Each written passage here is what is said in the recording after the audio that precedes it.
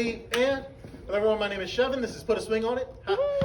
So, things that we covered tonight, level 2/3 class. Very first thing that I talked about when we got here was just that all of this is connected, right? Talked about a little bit of framing, making sure that we had at least a tennis ball underneath the elbows so that way we have a little breath underneath. We talked about just rotating side to side, keeping it all connected. If I were to be with a partner when doing this drill, as my right shoulder would go back, Alamea's right shoulder would go forward, etc., etc. Yeah? Trying to keep a bend in our elbows the entire time.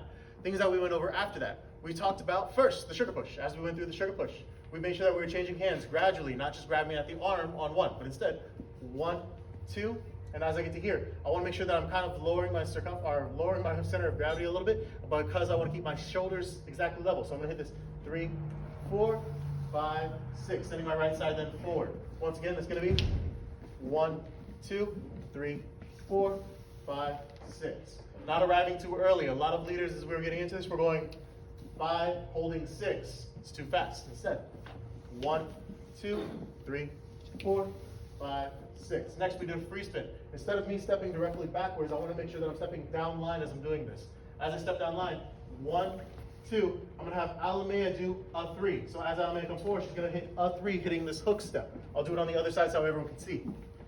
Once again, we hit this last step on 6. We're hitting this down line, 1, 2, a 3. Now spinning out 4.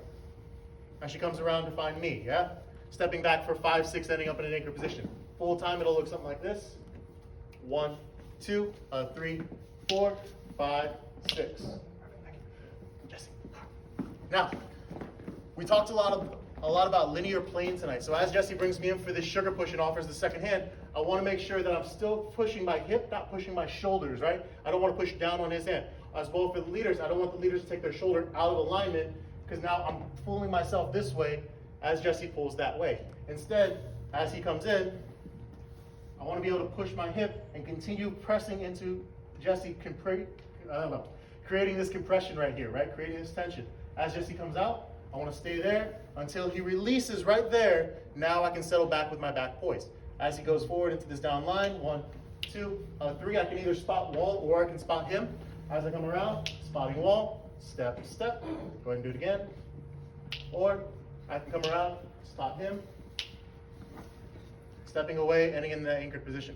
Thank you guys very much.